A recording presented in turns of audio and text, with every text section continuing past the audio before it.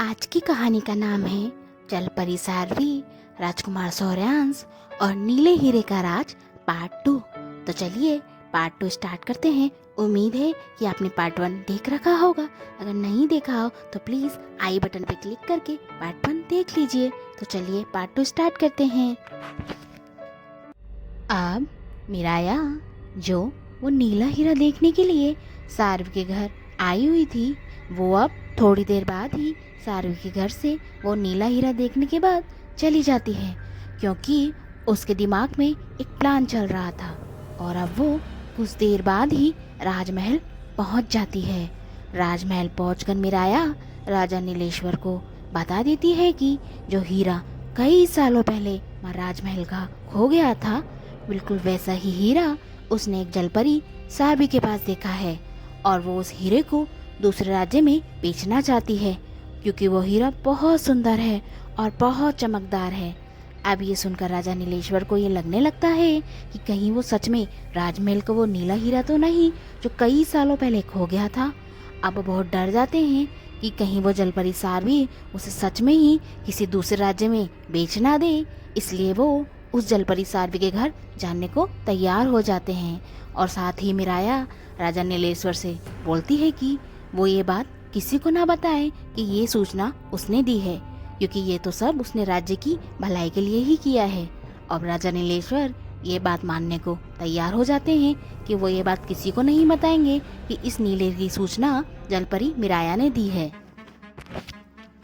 अब राजा नीलेश्वर, जो काफी गुस्से में थे और काफी डरे हुए भी थे, राजकुमार सौर्यांश के साथ सारवी के घर पहुंच जाते हैं।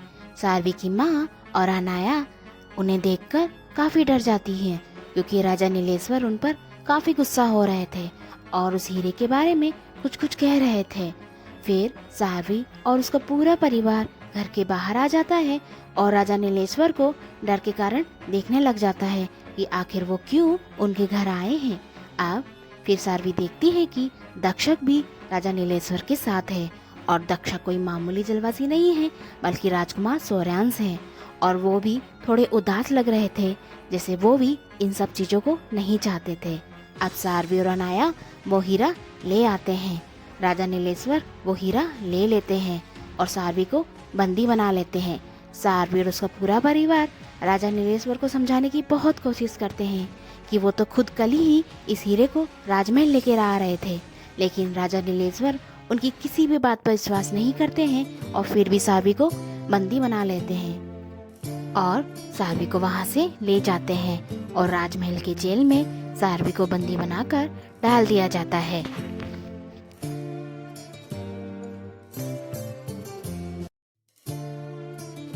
राजकुमार सौर्यांश, जो काफी दुखी थे, उनको नहीं पता था कि उनके पिता राजा नीलेश्वर सारवी के घर जा रहे हैं। और राजकुमार सौर्यांश इस बात का पूरा यकीन रखते थे कि सारवी की इन सब में कोई गलती नहीं है। जरूर इनके पिता को कोई गलतफहमी हुई है, क्योंकि सारवी एक बहुत अच्छी जलपरी थी। लेकिन उस समय वो अपने पिता राजा नीलेश्वर से कुछ नहीं बोलते हैं, क्योंकि उनके पिता काफी डरे हुए थे और बहुत गुस्से में भी थे। इसलिए राजकुमार सौर्यांश उस समय चुप रहते हैं और सही वक्त आने का इंतजार करते हैं। अब सारवी, जो काफी दुखी थी, उसे जेल में लाया जाता है और उसे बंदी बना लिया जाता है। और अब यहाँ राजकुमार सौर्यांश अपने पिता को समझाने की बहुत कोशिश करते हैं कि सारवी एक बहुत अच्छी जलपरी है, वो कभी भी ऐसा नहीं कर सकती है। आपको उनके परिवार की बातों पर विश्वास करना चाहिए। जलपरी सारवी निर्दोष है। लेकिन आप राजा नीलेश्वर अपने पुत्र राजकुमार सौर्यांश को ही उल्टा डांटने लगते हैं और उससे कहते हैं कि तुम्हें उस मामूली जलपरी का पक्ष नहीं लेना चाहिए, क्योंकि उसने राज्य का बेहद अनमोल हीरा अपने घर में राजमहल से राजा से छुपा कर रखा था, वो भी जानबूझकर। राजकुमार सौर्यांश अपने पिता से पूछते हैं कि आखिर उनको ये किसने बताया कि जलपरी सारवी ने उस हीरे को अपने घर में चोरी से छिपा कर रखा है। लेकिन इस बात का उत्तर देने से राजा नीलेश्वर मना कर देते हैं और अब राजकुमार सौर्यांश को बहुत गुस्सा आ जाता है और वो वहाँ से चले जाते हैं। अब राजकुमार सौर्यांश सोचते हैं कि वो खुद इस बात का पता लगाएंगे कि आखिर ये खबर राजा नीलेश्वर को किसने दी थी। और अब यहाँ सारवी जो कैद में थी बहुत दुखी थी। वो बस यही सोच रही थी कि वो तो बेगुनाह थी और फिर भी उसे कैद में डाल दिया गया। वो सोचती है कि वो तो खुद ही कल हीरा देने राजमहल जाने वाली थी, तो फिर किसने राजा नीलेश्वर को उस हीरे के बारे में बताया और किसने राजा नीलेश्वर को उसके खिलाफ इतना भड़का दिया और उसे किस बात की इतनी बड़ी सजा मिली है। उसने हीरे के बारे में तो सिर्फ नीर और मिराया को ही बताया था। आखिर नीर और मिराया में से किसने राजा को इस बारे में खबर दी होगी। सारवी बहुत दुखी थी कि उसके इतने अच्छे दोस्तों ने ही उसे धोखा दिया, राजा को उसके खिलाफ भड़काया। वो अपने दोनों दोस्तों पर कितने भरोसा करती थी। वो दोनों तो उसके बहुत अच्छे दोस्त थे। आखिर वो उसके साथ ऐसा कैसा कर सकते हैं।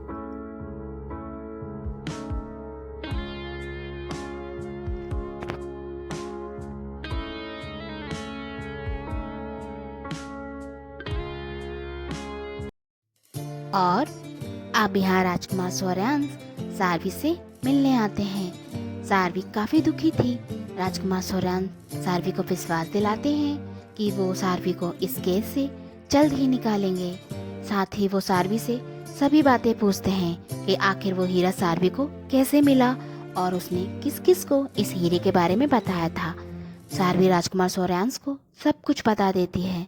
साथ ही सारवी काफी खुश थी कि रक्षक मतलब राजकुमार सौर्यांश उसके साथ थे और उस पर पूरा भरोसा करते थे कि वो बेगुनाह है।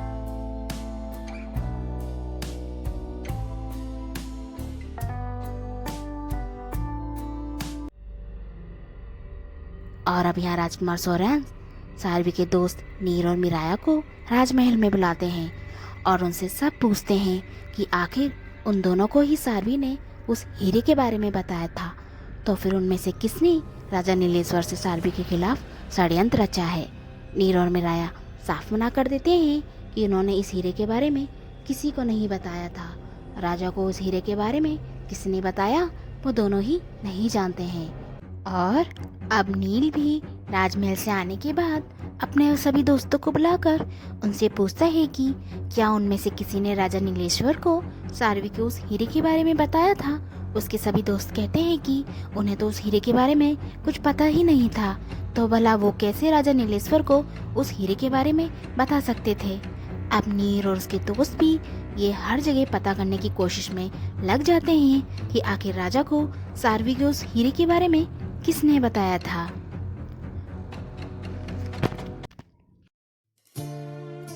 और एक दिन अब राजकुमार सौर्यांश सारवी को खुश करने के लिए कुछ बहुत सुंदर से मोती उसके लिए लेकर जाते हैं।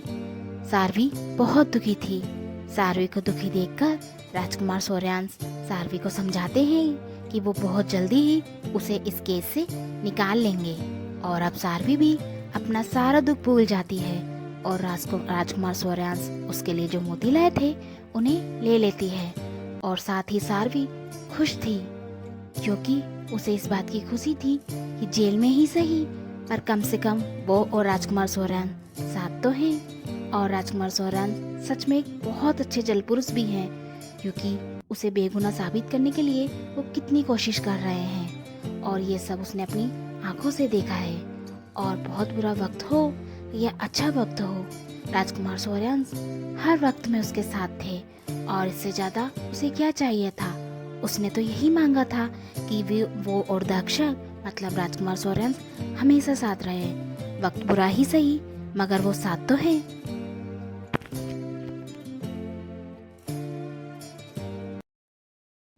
अब कुछ दिन बीतने के बाद भी और बहुत कोशिशों के बाद भी राजकुमार सौर्यांश को ये पता नहीं चल पा रहा था कि आखिर हीरे के बारे में राजा नीलेश्वर को किसने बताया था।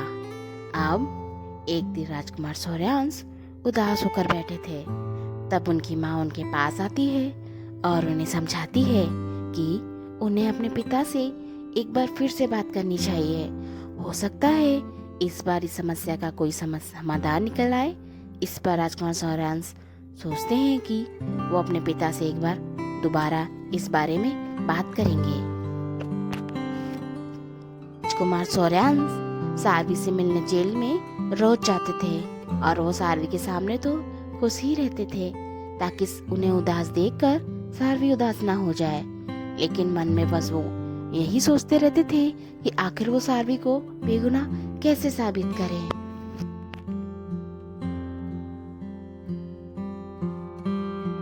अब काफी दिन बीतने के बाद भी उस हीरे की खबर के बारे में कुछ पता नहीं चलता है। इसलिए राजकुमार सौर्यांश काफी गुस्से में थे और वो अपने पिता से मिलने जाते हैं और उनसे वो दोबारा वही सवाल पूछते हैं कि आखिर उनके पिता को उस हीरे की खबर किसने दी थी। राजा नीलेश्वर फिर से मना कर देते हैं। इस पर राजकुमार सौर्यांश को काफी गुस्सा आ जाता है और वो बोलते हैं कि अगर आज भी उन्होंने ये नहीं बताया तो वो ये राज्य और राजमहल छोड़ के हमेशा के लिए चले जाएंगे। इस पर राजा अब थोड़ा सा डर जाते हैं और उन्हें लगता है कि एक मामूली जलपरी के लिए वो अपना पुत्र नहीं खो सकते हैं।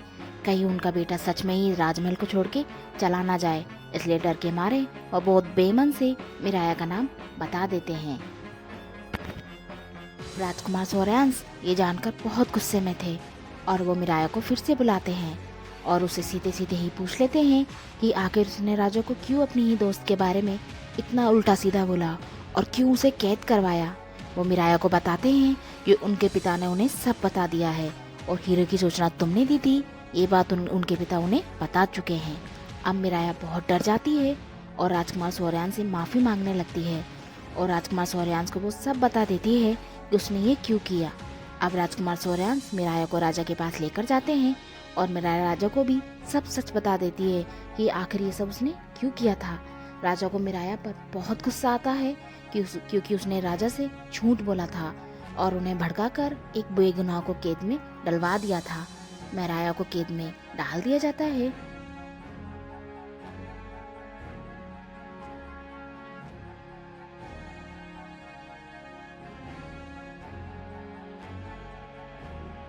अब राजा नीलेश्वर को अपनी गलती का एहसास हो गया था, इसलिए राजा नीलेश्वर भी राजकुमार सौर्यांश के साथ सारवी को कैद से निकालने जाते हैं। सारवी बहुत खुश थी कि आखिरकार राजकुमार सौर्यांश ने उसे कैद से आजाद करवा ही दिया।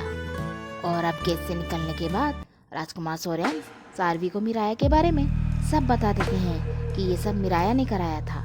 सारवी को विश्वास ही नहीं होता है कि उसकी सबसे अच्छी दोस्त ने ये करवाया है, इसलिए वो खुद राजकुमार सौर्यांश के साथ मिराया से मिलने जेल में जाती है। मिराया जेल में थी और बहुत दुखी थी। राजकुमार सौर्यांश मिराया पर बहुत गुस्सा हो रहे थे और वो थोड़ी देर बाद ही वहाँ से चले जाते हैं। और अब मिराया सारवी और राजकुमार सौर्यांश को देखकर थोड़ा बहुत समझ जाती है कि ये दोनों एक दूसरे को पसंद करते हैं। इसलिए ही तो राजकुमार सौर्यांश ने सारवी को बचाने के लिए अपनी पूरी जान लगा दी थी। और अब सारवी मिराया से पूछती है कि उसने ये सब क्यों किया, उसे ये सब करने की क्या जरूरत थी। और अब आखिरकार मिराया आज सारवी को सब कुछ सच बता देती है कि वो सारवी से बहुत जलती थी और साथ ही वो नीर को बहुत पसंद करती थी। सारवी और नीर बहुत अच्छे दोस्त थे। उन्हें हमेशा साथ देखकर उसे बहुत जलन होती थी और उसे ये लगने लगा था कि कहीं नीर सारवी को या सारवी नीर को पसंद न करने लग जाए। इसलिए जब सारवी ने उसे वो हीरा दिखाया था तो उसके दिमाग में एक योजना आई थी और हीरा देखने के बाद तुरंत वो राजमहल पहुंच गई थी और उसने राजा को उस सारवी के खिलाफ बहुत भड़का दिया था और राजा के दिल और दिमाग में सारवी के लिए इतना जहर घोल दिया था कि वो इस बात पर यकीन ही ना कर पाए कि सारवी बेगुनाह है। बाद में राजा सारवी को बताती है कि उसने राजा नीलेश्वर से ये बोल दिया था कि वो ये हीरा हमेशा के लिए लेकर भागना चाहती है और दूसरे राज्य में से बेचना चाहती है क्योंकि वहाँ इसकी बहुत अच्छी कीमत मिल रही थी। इसके साथ ही मिराया सारवी से बोलती है कि अगर उसको जरा भी पता होता कि वो राजकुमार सौर्यांश को पसंद करती है तो वह ये सब चीज़ें कभी नहीं करती। वो माफ़ी के लायक तो नहीं है, लेकिन अगर सारवी चाहे तो वो उसे माफ़ कर सकती है। अब ये सब सुनकर सारवी बहुत दुखी होती है और वो मिराया को बताती है कि उसने कभी नहीं मालूम था कि उसने जिससे प्यार किया है वो राजकुमार सौर्यांश है। उन्होंने तो अपनी पहचान एक साधारण जलपुरुष दक्षक के रूप में दी थी। उसे तो ये बात बाद में पता चली थी कि वो राजकुमार सौर्यांश है। साथ ही सारवी बोलती है कि और वो सिर्फ एक बहुत अच्छे दोस्त हैं। उसने नीर के लिए कभी ऐसा कुछ महसूस ही नहीं किया और ना ही नीर की तरफ से उसे ऐसा कभी महसूस हुआ था। वो और नीर बस एक बहुत अच्छे दोस्त हैं और हमेशा रहेंगे। इसके साथ सारवी मिराया से बोलती है कि उसे समझ में नहीं आ रहा है कि वो मिराया को माफ कैसे करे, और यह कहकर सारवी कुछ देर बाद वहां से चली जाती है। अब राजकुमार सौर्यांश सारवी को राजा नीलेश्वर के पास लेकर जाते हैं और सारवी से बोलते हैं कि वो राजा नीलेश्वर को सब कुछ बता दे कि आखिर ये हीरा उसको कैसे मिला था। सारवी राजा नीलेश्वर को सब बता देती है कि उसे उस हीरे के सपने आते थे, साथ ही उसे कभी कभी इस हीरे की रोशनी भी दिखाई देती थी, और एक दिन यह हीरा समंदर की गहराइयों से निकलकर अपने आप उसके पास आ गया था। उसने हीरे को कभी नहीं ढूंढा था, बल्कि उस हीरे ने उसे ढूंढा था। वो नहीं जानती है कि आखिर उस हीरे ने उसे क्यों ढूंढा और वो हीरा उसे ही क्यों मिला। अब राजा नीलेश्वर को ये सब सुनकर अपनी माँ की याद आ जाती है और वो भावुक हो जाते हैं, क्योंकि उनकी माँ को भी तो ये हीरा अपने आप ही मिला था। अब राजा नीलेश्वर थोड़ी देर बाद खुशी खुशी सारवी को उसके घर जाने की अनुमति दे देते हैं। सारवी वापस अपने घर आ जाती है और अपने माँ बाप और अनाया से मिलकर बहुत खुश होती है। सारवी के माता पिता भी अपनी बेटी को इतने दिनों बाद देखकर बहुत खुश होते हैं। साथ ही सारवी अपने परिवार को राजकुमार सौर्यांश और मिराया के बारे में सारी बातें बता देती है। सारवी नीर से भी मिलती है और नीर को भी वो मिराया और अपने और राजकुमार सौर्यांश के रिश्ते के बारे में सब कुछ बता देती है। नीर को भी इस बात का विश्वास ही नहीं होता है कि मिराया ऐसा कैसे कर सकती है, और वो उसे पसंद भी करती है। ये बात तो उसने कभी सोची भी नहीं थी। और अब यहाँ राजमहल में 2-3 दिन बाद राजकुमार सौर्यांश सोचते हैं कि उन्हें अपने माता पिता को भी अपने और सारवी के रिश्ते के बारे में सब कुछ बता देना चाहिए कि वो और सारवी एक दूसरे को पसंद करते हैं। हालांकि उनकी माँ का तो वो पहले ही सारवी और उनके रिश्ते के बारे में सब कुछ बता चुके हैं और उनकी माँ इस रिश्ते से खुश भी है, पर उनके पिता को इस बारे में कुछ नहीं पता है। पहले तो वो अपने पिता से बहुत सहज होकर बातें किया करते थे, पर आज उन्हें थोड़ा सा डर लग रहा था कि कहीं उनके पिता मना ना कर दे।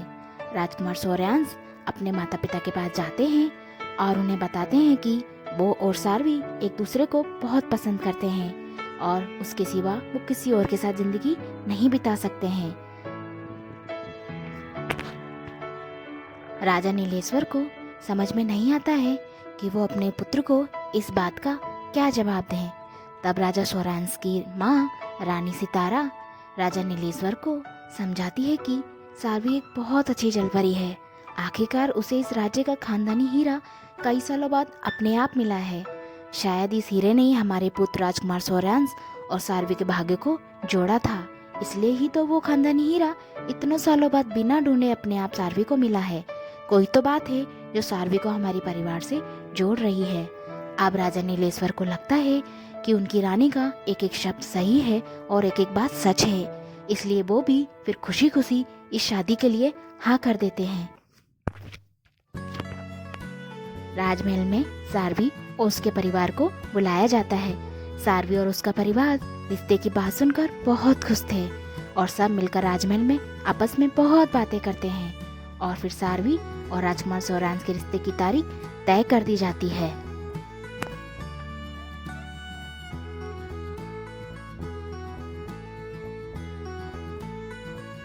कुछ दिनों बाद सारवी और राजकुमार सौर्यांश का रिश्ता राजमहल में तय हो जाता है और इस जश्न का न्योता राजा नीलेश्वर बहुत से समुद्री राजाओं को भेजते हैं, और एक न्योता जो बहुत खास होता है वो अपने बहुत पुराने मित्र और बहुत अच्छे दोस्त राजा सागरम को भी भेजते हैं।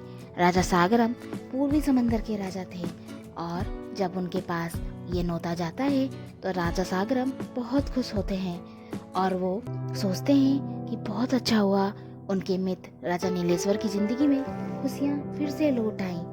फिर वो थोड़े उदास होते हैं और सोचने लगते हैं कि काश उनकी जिंदगी में भी उनकी खुशियाँ वापस लौट आती, जो कि कभी वापस नहीं लौट सकती हैं। दरअसल राजा सागरम की बहुत सालों पहले जब शादी हुई थी तो उनकी कोई संतान नहीं हुई थी। काफी समय बीत गया था, इसलिए राजा और रानी परेशान रहते थे। राजा अपनी रानी से, जिनका नाम सागरिका था, बहुत प्यार करते थे, पर फिर भी अपनी रानी की बहुत समझाने के बाद वो उनके कहने पर दूसरा विवाह कर लेते हैं और उन्हें दूसरे विवाह से संतानें भी होती हैं। और अब वो उनकी दोनों रानियां और उनकी संतानें खुशी खुशी साथ रहते थे। पर एक दिन राजा सागरम और उनकी रानी सागरी को ये पता चलता है कि वो गर्भवती है। राजा और रानी बहुत खुश थे कि सालों बाद आखिरकार उनके घर में ये खुशियाँ आई हैं। फिर कुछ महीनों बाद रानी सागरिका जब संतान को जन्म देती है तो फिर अचानक राजा को एक दासी आकर बताती है कि रानी ने एक बहुत खूबसूरत पुत्री को जन्म तो दिया था, पर जन्म लेते ही उसकी सांसें थम गई और वो नहीं रही।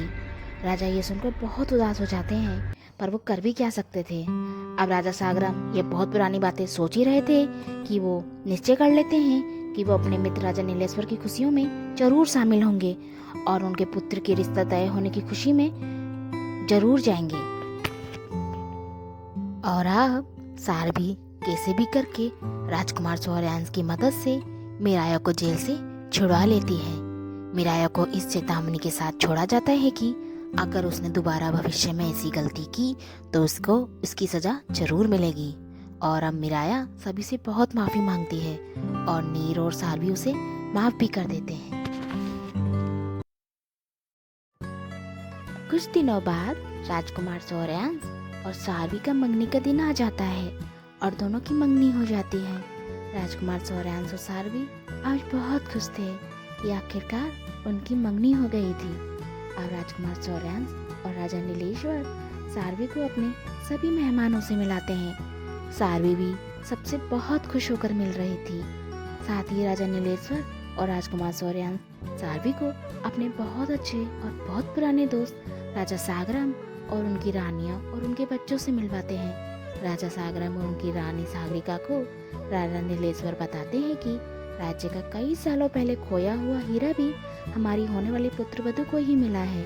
राजा सागरम और रानी सागरिका खुश होते हैं कि आखिरकार उनके दोस्त का कई सालों पहले खोया हुआ हीरा मिल गया है। अब रानी सागरिका को सारभी से मिलने के बाद बहुत अच्छा लगता है। रानी सागरिका सारभी से बहुत देर तक बातें करती रहती हैं क्योंकि उन्हें सारभी से बातें करना अच्छा लग रहा था। और साथ ही वो मन में ये भी सोचती हैं कि अगर आज उनकी बेटी इस दुनिया में होती तो वो शायद बिल्कुल सारभी जैसी सुंदर और समझदार दिखती। सारभी में उन्हें अपनी बेटी दिखाई दे रही थी। और अब सारभी रानी सागरिका को अपने माता पिता और अनाया से भी मिलवाती है। सारभी के माता पिता से मिलकर रानी सागरिका को बहुत अच्छा लगता है। उनकी परवरिश की वजह से ही आज सारभी इतनी समझदार थी। और कुछ देर काफी बातें करने के बाद सब लोग चले जाते हैं। अब सिर्फ रानी सागरिका और सारभी की माँ निधिका ही रह जाती है। अब रानी सागरिका सारभी की माँ निधिका से बोलती है कि उन्हें अपनी बेटी सारभी पर बहुत गर्व होना चाहिए। उनकी बेटी बहुत सुंदर होने के साथ ही बहुत समझदार है। उन लोगों की परवरिश बहुत अच्छी है और सारभी की वजह से ही इस राज्य का सालों पहले खोया हुआ हीरा मिला है। अब ये सुनकर सारभी की माँ बहुत खुश होती है और वो खुशी खुशी में बताती है कि जिस दिन से उन्हें सारभी मिली थी उसी दिन से उनकी जिंदगी में खुशियों की बहार आ गई थी। और सारभी के भाग्य के कारण ही बहुत सालों बाद उनकी छोटी बेटी अनाया का जन्म हुआ था। और आज वो अपनी दोनों बेटियों से बहुत प्यार करती हैं। उन्हें अपनी दोनों ही बेटियों पर बहुत गर्व है। अब ये सुनकर रानी सागरिका अचानक सारभी की माँ निधिका से पूछती है कि उन्होंने सारभी के लिए मिली शब्द क्यों बोला, क्या सारभी उन्हें कहीं मिली थी। अब सारभी की माँ निधिका को पता चलता है कि भावुक होकर और खुशी खुशी में उन्होंने रानी सागरिका को सच बता दिया है। इसलिए फिर सारभी की माँ रानी सागरिका को सब कुछ सच बता देती है कि कई सालों पहले जब उनके पति पूर्वी समंदर में अपने एक दोस्त से मिलने जा रहे थे तब सारभी उनके पति को एक छोटी सी पत्तों से भरी हुई टोकरी में मिली थी। आसपास कोई नहीं था, इसलिए उनके पति सारभी को खुशी खुशी घर ले आते हैं और प्यार से दोनों उसका नाम सारभी रखते हैं। सारभी को तो आज तक ये नहीं पता है कि वो दोनों उसके असली माँ बाप नहीं है। उसके असली माता पिता कौन है वो दोनों भी नहीं जानते हैं। रानी सागरिका सारभी की माँ से सारभी कहाँ, कब और कैसे और किस जगह मिली थी ये सभी बातें पूछ लेती हैं। सारभी की माँ उन्हें सब कुछ सच सच बता देती है। अब कुछ देर बात करने के बाद सारभी की माँ निधिका चली जाती हैं और रानी सागरिका को लगने लगता है कि ये सारी बातें जो सारवी की माँ ने उन्हें बताई थी, ये सब तो उसी दिन और उसी समय की है जब उन्होंने अपनी बेटी को जन्म दिया था, पर वो नहीं रही थी। अब रानी सागरिका के दिल और दिमाग में हलचल सी उठने लगती है। इसलिए राजा नीलेश्वर का जश्न खत्म होने के बाद वो अपने राजमहल पहुंचती है और अपने पति राजा सागरम को सब कुछ सच सच बता देती है। राजा सागरम को भी लगता है कि शायद उनकी रानी की बातों में कोई तो सच्चाई है, और उन्हें याद आता है कि ये हो सकता है कि उनकी बेटी जिंदा हो और उस दासी ने कई सालों पहले उन्हें गलत बता दिया हो। अब राजा सागरम बहुत गुस्से में थे और उस दासी को दोबारा बुलाते हैं और उससे गुस्से में सब कुछ पूछते हैं कि कई सालों पहले उसने उन्हें झूठी खबर क्यों दी थी कि उनकी बेटी इस दुनिया में नहीं रही। उनकी बेटी जिंदा थी, फिर भी उसने उसे मरा हुआ बता दिया था। अब वो बोलते हैं कि उन्हें सब पता चल गया है और अब उस दासी को कैसे कोई नहीं बचा सकता है। वो दासी बहुत डर जाती है और राजा सागरम को सब कुछ सच बता देती है। साथ ही वो राजा सागरम को ये भी बताती है कि इन सब में वो अकेली नहीं थी, इन सब के पीछे रानी कनक का हाथ था जो उनकी दूसरी पत्नी थी। अब रानी सागरिका और राजा सागरम को ये विश्वास ही नहीं होता है कि रानी कनक ऐसा कर सकती है। राजा सागरम रानी कनक को बुलाते हैं और उनसे बहुत गुस्से में पूछते हैं कि आखिर उन्होंने ये सब क्यों किया। अब रानी कनक डरते हुए राजा सागरम को बताती है कि जब रानी सागरिका गर्भवती हुई थी तब से ही राजा सागरम बस उन्हीं की तरफ ध्यान देते थे और कुछ ज़्यादा ही खुश थे। वो डर गई थी कि कहीं उनकी संतान इस दुनिया में आ गई तो राजा सागरम उसकी तरफ और उनकी दूसरी संतानों की तरफ बिल्कुल ध्यान नहीं देंगे। इसलिए उसने और उसकी दासी ने एक योजना बनाई थी और इसी योजना के तहत जब रानी सागरिका ने पुत्री को जन्म दिया था तो मेरी दासी ने जन्म होते ही उसे समंदर में पत्तों से भरी हुई टोकरी में बहुत दूर बहा दिया था और राजा सागरम को ये खबर दे दी थी कि पुत्री ने जन्म होते ही सांसें तोड़ दी हैं। और अब यह सुनकर राजा सागरम बहुत गुस्सा होते हैं और उस दासी को जेल में डलवा देते हैं और रानी कनक से सारे रिश्ते तोड़ देते हैं। साथ ही राजा सागरम आज बहुत खुश भी थे क्योंकि आज वो अपनी बेटी से मिलने उत्तरी राज्य जा रहे थे। वो राजमहल में आदेश देते हैं कि राजमहल को अच्छे से फूलों से सजा दिया जाए क्योंकि वो दोनों अपनी बेटी को लेकर आ रहे हैं।